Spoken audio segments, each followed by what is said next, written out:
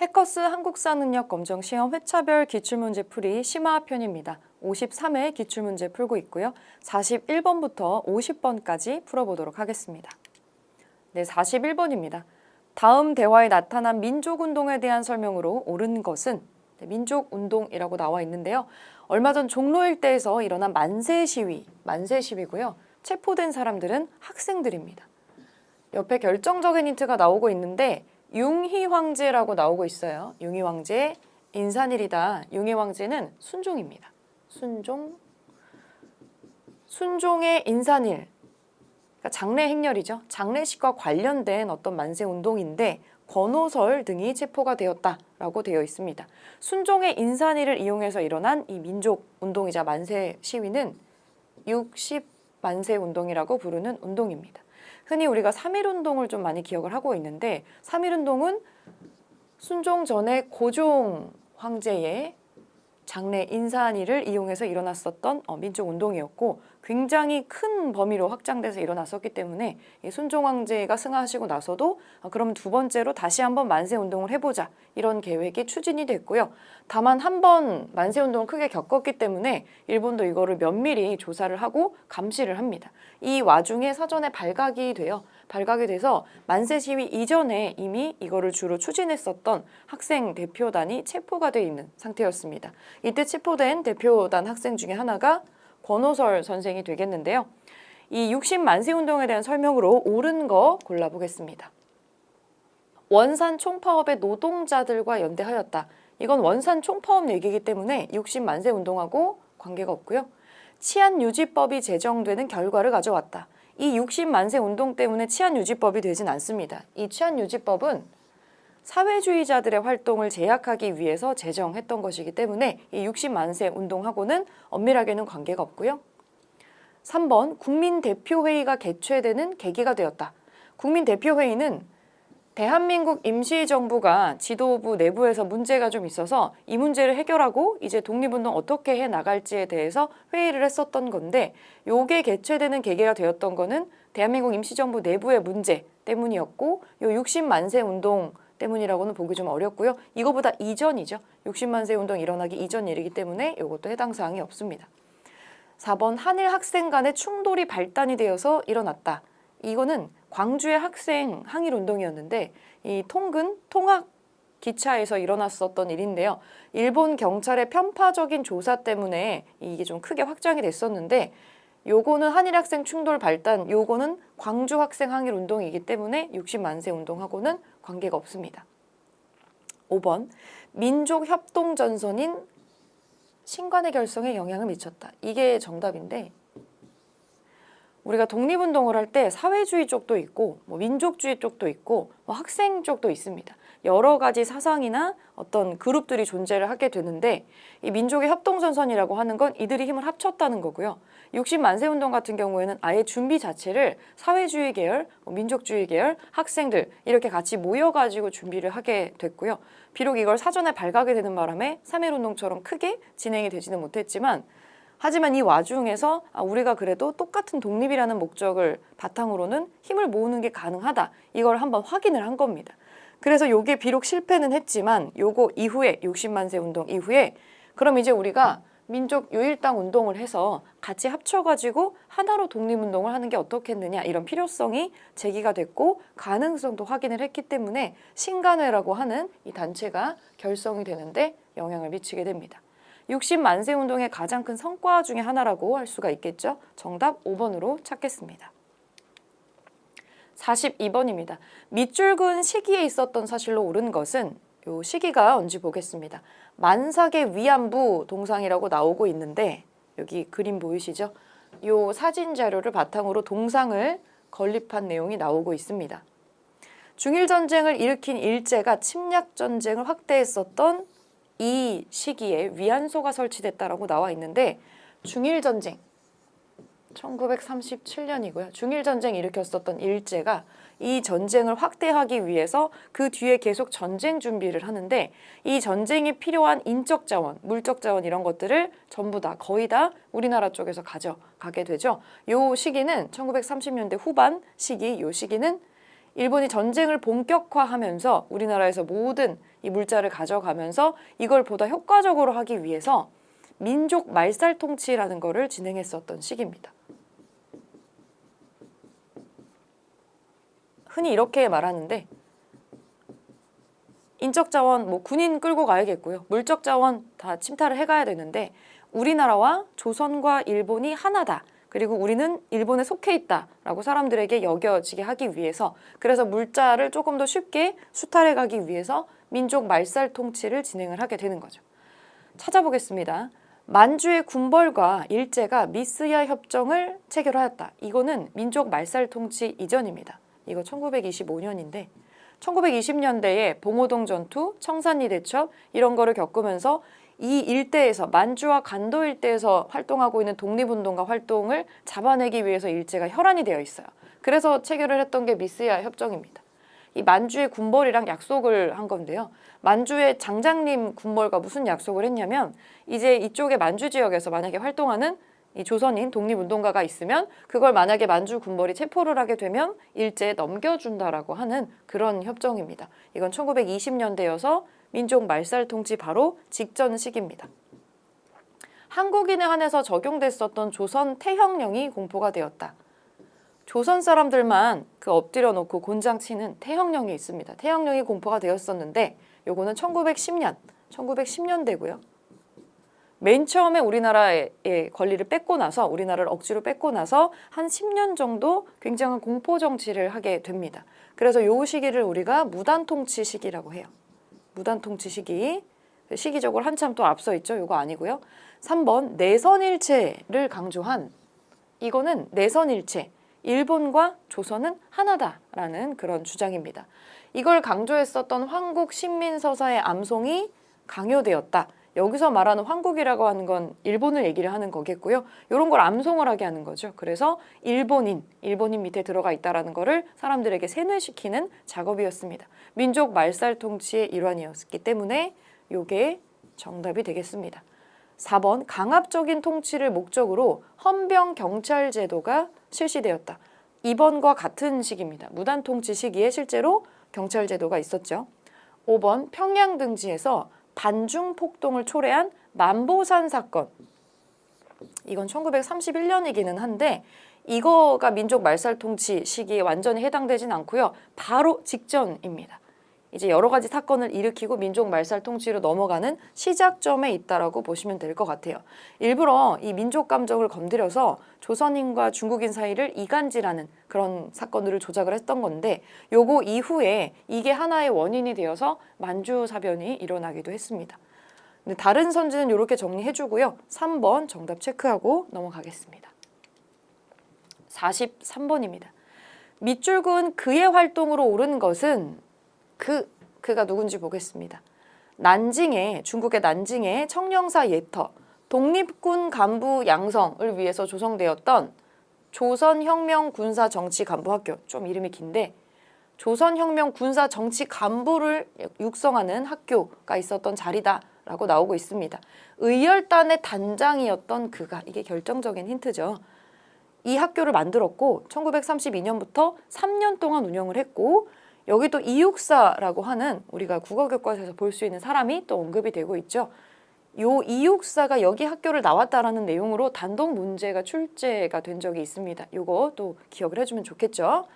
그래서 의열단의 단장 김원봉입니다. 김원봉의 활동으로 옳은 것을 골라주는 문제입니다. 1번 연해주에서 대한광복군 정부를 수립했다. 연해주 지역에서 대한광복군 정부를 수립한 거는 이상설 그리고 이동휘 선생입니다. 이 두 분 대한광복군 정부 수립했다. 요거 체크해 주시고 요거는 김원봉의 활동이 아니죠. 2번 대한광복회를 총사령으로 친일파를 처단하는 활동을 한 사람. 이 비밀결사 단체인데요. 박상진이라는 분입니다. 공화정체를 수립하는 것을 목표로 이 비밀결사단체를 만들어서 친일파를 제거하는 작업을 했죠. 3번 중국 국민당과 협력을 해서 조선의용대를 창설하였다. 이게 김원봉의 활동입니다. 김원봉이 원래는 의열단 활동을 하다가 이게 의열단이 개인이 어떤 식민통치 기구나 여기에 관련된 인물을 제거하는 그런 무력 투쟁 활동이었는데 개개인이 하는 거는 한계가 있다라고 생각을 하고 스스로 중국 쪽에 있는 이런 학교에 가서 좀 배우고 육성을 하고 그런 방식을 배워와서 학교도 세우고 좀 큰 범위의 군대를 창설하는데 이제 관심을 돌리게 돼요. 순차적으로 그렇게 범위가 좀 확장이 돼가는 활동들이 나오고 있습니다.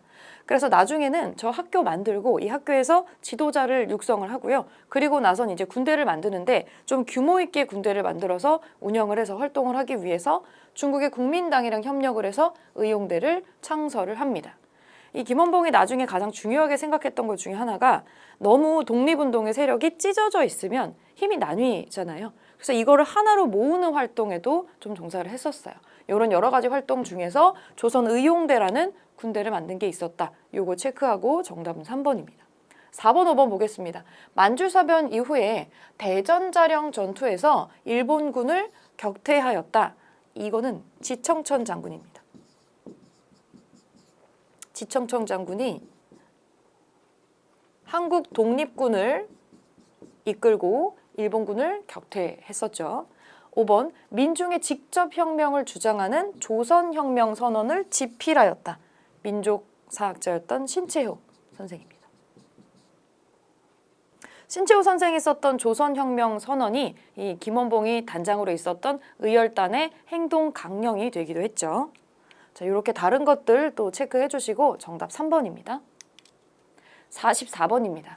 가에 들어갈 내용으로 옳은 것은 조사 보고서인데요. 경성의 거리 풍경, 경성이라고 하는 거 일제강점기 때 우리나라 서울, 한양을 불렀던 일본식 표기입니다. 일제강점기 경성은 청계천을 경계로 한국인이 사는 북촌과 일본인이 주로 사는 남촌으로 나뉘어서 도시화가 이루어졌다. 조사 보고서 내용인데 당시 일제강점기 때 서울의 풍경이고요. 밑에 지금 지도가 나와 있습니다. 단성사라고 하는 영화 상영했었던 영화사가 있고요. 여기에 들어가는 내용이 뭐냐 요걸 지금 물어보고 있는데 요거 한번 찾아보겠습니다. 요거는 영화사입니다. 영화를 상영해 주는 곳이죠. 나운교의 아리랑이 개봉된 장소 바로 1번에 답이 나오는데 아리랑이 단성사에서 개봉을 합니다. 1번 기미독립선언서가 인쇄된 장소는 이 단성사가 아니라 보성사입니다. 보성사는 인쇄소예요. 보성사. 기미독립선언서 3.1 독립선언서 얘기하는 거고요. 요 보성사는 그때 당시에 최대의 출판을 찍어내는 그런 인쇄소로 좀 유명했고요. 최대 업적이 기미독립선언서를 인쇄한 거죠. 학교 안쪽에 있었기 때문에 비교적 사람들의 눈을 좀 피할 수가 있었고 여기에서 대량의 기미독립선언서를 미리 인쇄를 해서 이미 3.1운동 당일 이전에 전국으로 다 몰래 이동을 시켜놨기 때문에 전국적인 이 3.1운동이 일어나는데 상당히 큰 도움을 주게 되죠. 보성사고요. 3번 조선 형평사 창립대회가 개최된 장소 형평사 형평운동 관련된 단체죠. 형평운동은 신분 관련된 운동인데요. 백정에 대한 차별을 완전히 없애는 운동입니다. 요거는 진주 지역에서 있었습니다. 진주. 저기 아래쪽으로 내려가는 서울이 아니죠.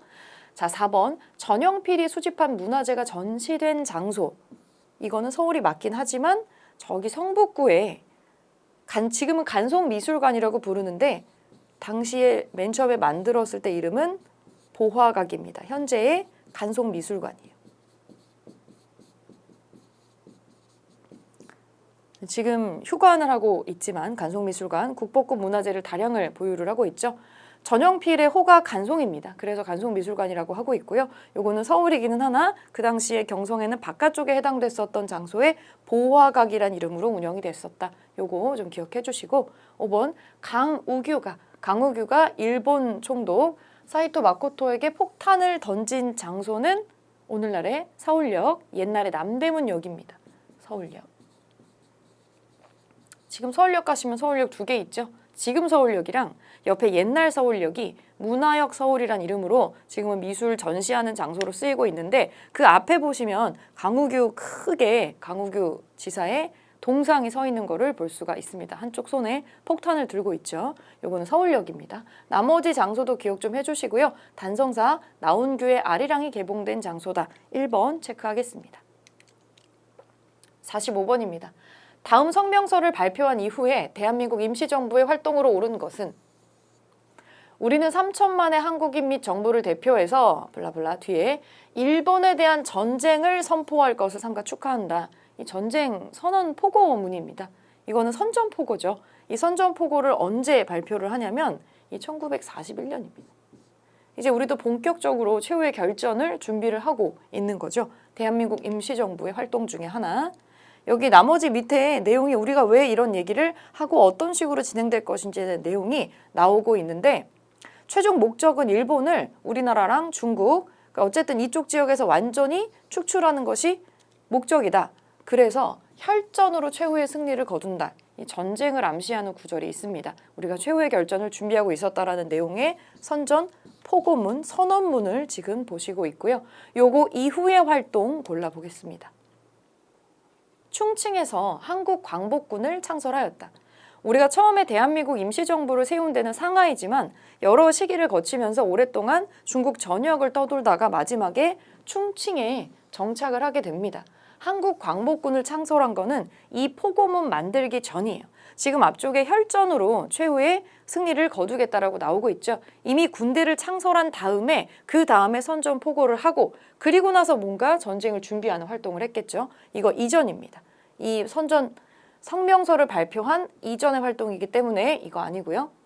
국내의 비밀 행정 조직으로 연통제를 두었다. 이거는 상하이에 만들고 나서 바로 이제 운영하는 제도 중에 하나입니다. 시기적으로 앞서 있어요. 파리 강화회의에 독립청원서를 제출하였다. 이것도 좀 시기적으로 앞서 있습니다. 이 성명서 발표 한참 이전의 일이고요.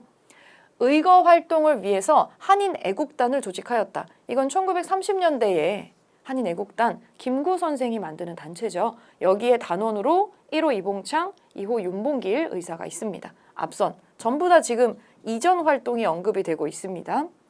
5번 미군과 연계해서 국내 진공작전을 추진하였다. 이게 정답입니다. 이 전투 훈련을 이미 다 하고 있었습니다. 이 전투 훈련을 하고 이제 D-Day를 정해서 언제 국내 진공을 할 거냐를 타진을 하고 있을 때 갑자기 이제 광복이 된 거죠. 이 작전명이 독수리 작전으로 또 알려져 있고요. 미군이랑 연합해서 열심히 훈련하고 열심히 했는데 나가사키와 히로시마의 미군이 핵을 투척을 하게 되면서 그 위력을 보고 일본이 무조건적인 항복을 선언을 하게 됩니다. 결국에는 실행은 되지는 못했는데 미군과 대대적으로 연계를 해서 이미 우리는 최후의 전쟁을 준비를 하고 있었다. 요거 포고문 다음에 성명서를 발표한 다음에 치러진 일입니다. 여기 답 5번으로 체크하겠습니다. 46번입니다. 가 사건에 대한 설명으로 옳은 것은 제주도에서 발생한 이 사건 당시에 토벌대는 남한만의 단독 선거에 반대하는 세력을 진압한다는 명분으로 초토화 작전을 벌였고 이 과정에서 무고한 사람들이 희생되었습니다.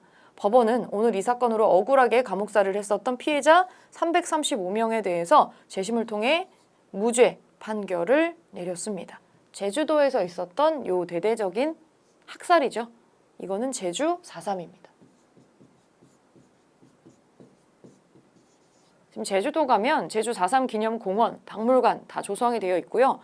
굉장히 잔혹한 우리 역사에서 일어났었던 동족 상잔의 되게 끔찍한 사건 중에 하나인데 이거를 역사적으로 정부가 그때 요거는 정부의 실책이 맞고 이 사람들은 무고하다라는 내용으로 특별법도 제정을 하고 이 발표를 한 적이 있습니다. 실제로 나왔었던 뉴스를 바탕으로 문제가 지금 구성이 되어 있고요. 자, 제주 4.3 사건에 대한 내용입니다. 옳은 거 골라보겠습니다.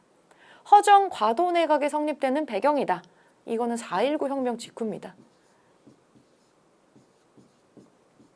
이승만이 하야하고 나서 정부가 지금 빈 상태가 되거든요. 그래서 그 다음 정부를 어떻게 구성할 거냐를 놓고 중간에 과도기가 있습니다. 그게 허정 과도 내각입니다. 요거는 4.19 혁명이니까 해당되는 내용 아니고요. 이번 전개 과정에서 3.1 민주 구국선언이 발표되었다. 3.1 민주구국선언은 박정희 대통령 시대에 유신체제에 반대하는 운동 중에 하나였습니다. 이 제주 4.3과 상관이 없습니다. 한참 뒤의 시기로 넘어가죠. 3번 희생자들의 명예회복을 위해서 특별법이 제정되었다. 맞습니다. 요게 정답이 되겠네요. 그때 당시에는 억울하게 누명을 쓰고 범죄자처럼 취급이 되면서 대량 학살이 일어났고 이거를 언급을 하는 것조차 금기시되고 있었거든요. 요 내용을 다루고 있는 여러 가지 소설도 있습니다. 순이삼촌이라는 또 소설이 있죠. 지금 여러 가지 문학 작품이나 미디어 작품으로 요 희생자들의 명예 회복을 위한 작업이 다수가 이루어지고 있는 중이죠. 4번 귀속 재산 처리를 위해서 신한공사가 설립되는 계기가 됐다. 당연히 이 내용은 상관이 없고요. 이거는 뭐냐면 광복이 되고 나서 일본인들이 가지고 있었던, 그러니까 조선 안쪽에 한국에 남아있는 일본인의 재산을 어떻게 처리를 할 거냐를 두고 미군정이 설립했었던 단체, 기구가 신한공사입니다. 이건 해당 사항이 없죠. 5번 관련 기록물이 유네스코 세계기록유산으로 등재가 된 거는 광주 5.18 민주화 운동에 대한 얘기입니다. 답은 3번이 되겠죠. 넘어가겠습니다. 네, 47번입니다. 다음 뉴스가 보도된 정부 시기의 사실로 옳지 않은 것은 독립운동가이자 유학자인 김창숙 선생이 오늘 기자회견을 열었습니다. 이 회견에서 선생은 자유당이 강도적으로 통과시킨 보안법은 무효이며 자유당과 관련된 얘기 그리고 보안법이란 단어가 나옵니다. 과거의 부산 정치파동 때와 같이 반독재 구국 범국민 투쟁을 전개해야 한다면서 여생을 민주주의를 위해 바치겠다는 결의를 표명하였습니다.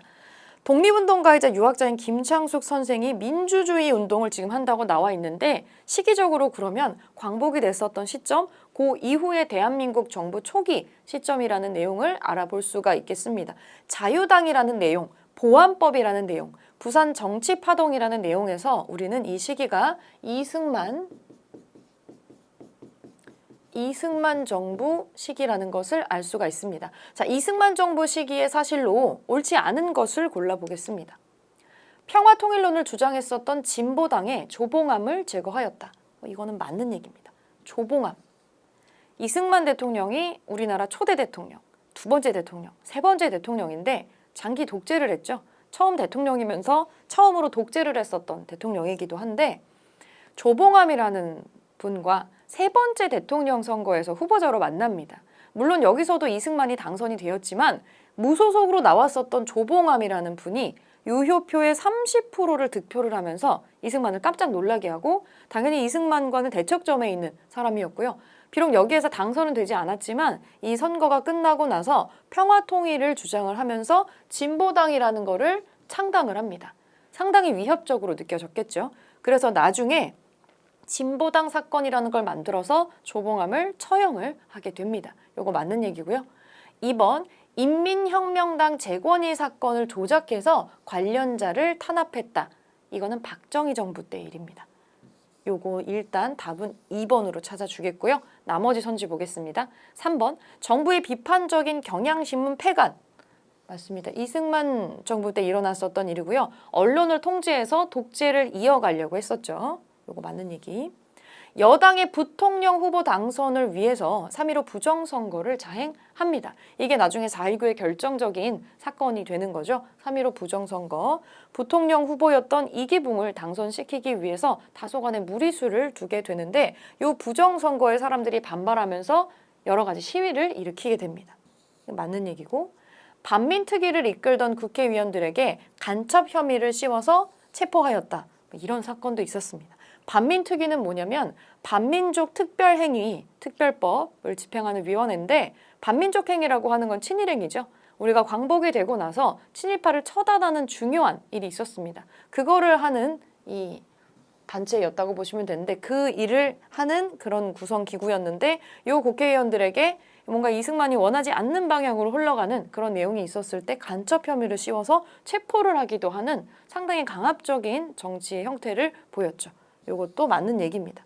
일단 2번이 정답이고 1번부터 3, 4, 5번이 전부 이승만 정부 시기에 있었던 사실이라는 거 묶어서 기억을 해주겠습니다. 48번입니다. 교사의 질문에 대한 학생의 답변으로 옳은 것은 이 새마을 노래가 나오고 있습니다. 우리는 이 시기를 살지는 않았죠. 새마을 운동이 일어났었던 시기인데 새마을 운동. 새마을 운동을 처음 시작한 정부에서 보급한 노래다. 이거 실제로 노래가 있습니다. 이 운동은 도시와 농촌의 균형 있는 발전을 목표로 했었던 운동이다. 이거 박정희 정부 때죠. 박정희 정부 때입니다. 박정희 정부 시기에 경제 상황에 대해서 옳은 거 골라보겠습니다. 포항제철소 1기 설비가 준공됐어요. 다소 어렵게 나와 있지만 제철소를 만들었다는 얘기입니다. 우리가 이제 중화공업 같은 거 하고 있네요. 요게 정답입니다. 박정희 정부 시기에 경제 상황이라고 한다면 경제개발 5개년 계획들을 추진을 1차, 2차로 진행을 하면서 경공업에서 그 다음에 중화공업으로 엄청나게 빠르게 경제 성장을 이루었다라는 그런 특징을 가지고 있죠. 그래서 고속도로도 놓고 이렇게 제철소도 만들고 중화공업으로 전부 확장을 시켜 갑니다. 그래서 수출산업단지 같은 것도 만들어서 굉장히 빠르게 경제를 성장시킨 그런 활동을 진행을 하는데요. 이 새마을운동 같은 경우에는 나중에 경공업에서 중화학 사업으로 확장을 하면서 이렇게 제철소를 만들고 이런 것들을 막 추진을 하는데 상대적으로 이런 게 있는 대도시 위주로 발전이 될 수밖에 없겠죠. 그래서 농촌은 상대적으로 좀 발전이 더디게 되는데 여기에 대해서 불만이 나오게 되니까 새마을운동을 실시를 한 겁니다. 그래서 새마을운동을 하면서 도시와 농촌의 격차를 줄여보겠다라고 하는 활동을 진행을 하게 된 거죠. 자, 일단 1번이 답이고요. 2번 미국과 자유무역협정 FTA를 체결했다. 이거는 노무현 정부 시기입니다. 노무현 정부. 3번 삼저 호황으로 물가가 안정되고 수출이 증가했다. 이 전두환 대통령 시기입니다. 전두환 정부 3조 뭐 기름값도 낮고 유가도 낮고 달러도 낮았다. 이렇게 지금 나오는 거고. 자, 4번 대통령의 긴급 명령으로 금융실명제를 실시했다. 김영삼 정권 시기입니다. 김영삼 정부. 김영삼. 5번 대통령 직속 자문기구로 노사정위원회가 구성이 됐다. 이거는 김대중 대통령 정부 시기입니다.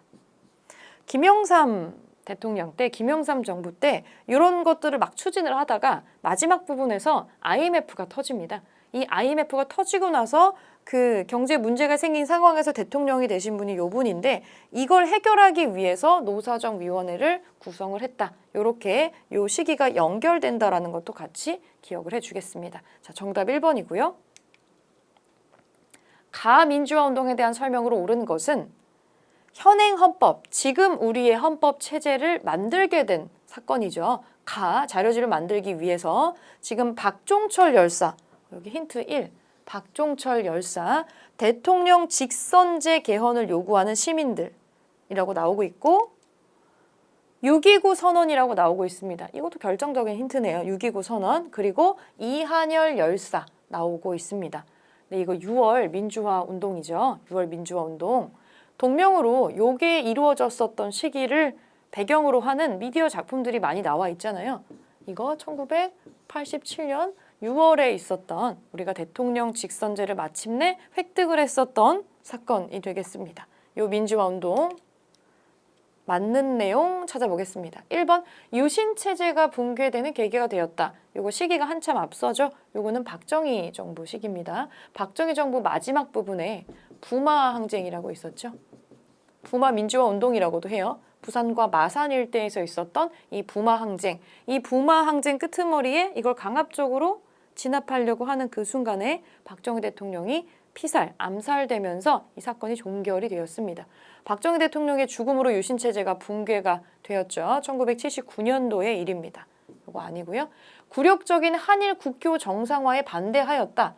이거는 6.3 시위라고 있어요. 이것도 박정희 정부 시기입니다.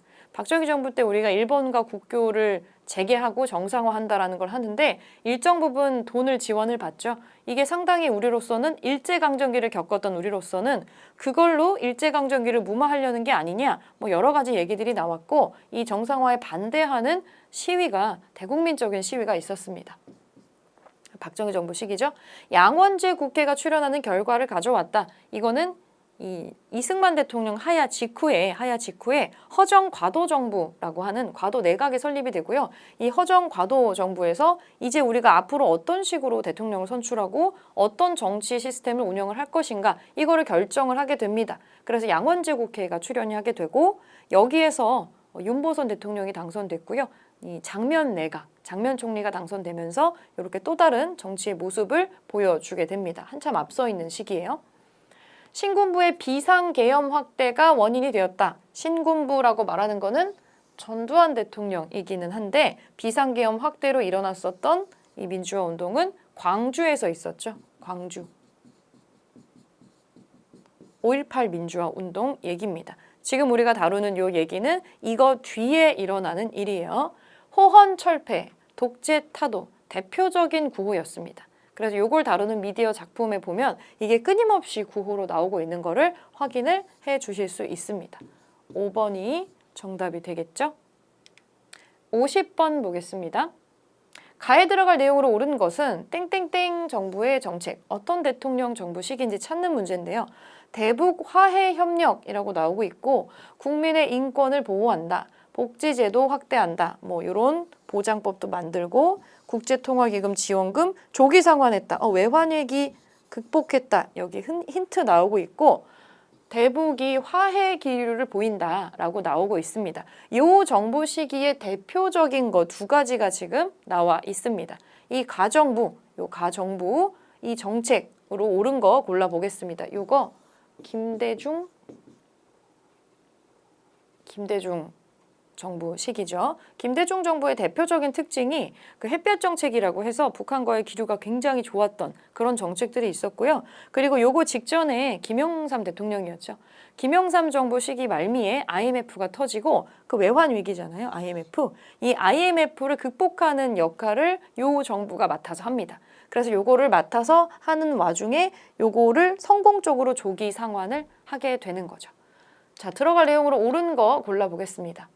남북한이 유엔에 동시 가입했다. 이 노태우 정부 시기입니다. 노태우 정부 시기에 남북한 유엔 동시 가입도 하고요. 좀 적극적인 북방 정책을 좀 적극적으로 하는데 우리가 그동안은 우리랑 정치 사상적인 노선이 달랐었던 국가다라고 교류가 거의 없었거든요. 가령 중국이라던가 저기 동유럽 쪽의 국가들이라던가 소련이라던가 이런 나라들하고 이 교류를 하고 있지 않았었는데 노태우 정부 시기에 적극적으로 그 교류를 뚫게 되고요. 그래서 중국도 뭐 방중을 하기도 하고 동유럽 쪽의 헝가리하고도 이제 교류를 체결하기도 하고 저쪽의 소련하고도 만나기도 하고요. 그러면서 남북한이 유엔에 동시 가입을 하고 그러면서 한반도 비핵화 공동선언에 서명도 합니다. 요것도 노태우 정부 시기의 일입니다. 자, 1번, 3번 같이 보고요. 2번 7.4 남북 공동 성명을 발표했다. 이거는 박정희 정부 시기입니다. 박정희 정부 때에는 뭐 그렇게 적극적으로 뭐가 진행된 거는 아니지만 우리가 여러 대통령 시기를 거치면서 대북 정책을 어떻게든 좋게 가져가려고 조금씩 진행을 해온 것들이 있어요. 자, 요거는 박정희 정부고요. 4번 최초의 이산 가족의 고향 방문을 실현했다. 요거는 전두환 정부 시기입니다. 5번 보겠습니다. 남북한의 교류 협력을 위해서 개성공단 조성에 합의했다. 이게 정답이 되겠네요. 개성공단 조성에 합의했고요. 이걸 착공한 거는 뒤에 정부가 또 되겠습니다. 그 남북한 교류 협력 플러스 개성공단뿐만이 아니라 금강산 관광이 됐었어요. 이때는 금강호를 타고 금강산을 관광하는 게 가능했고 가장 우리가 북한과 좀 통일적인 기류를 세게 보여주고 있었던 시기가 바로 이 김대중 정부 시기였다라고 볼 수가 있겠습니다. 이 평화 통일 노력의 시도를 인정을 받아서 그 김대중 대통령이 그 노벨 평화상을 수상을 하기도 했었죠. 제일 뚜렷하고 드라마틱한 업적이기 때문에 요거 연결해서 어떤 활동들이 진행이 됐는지를 기억을 해주시면 좋겠습니다. 네, 나머지 정부 시기의 일도 묶어서 기억을 해주시고 정답은 5번으로 찾겠습니다.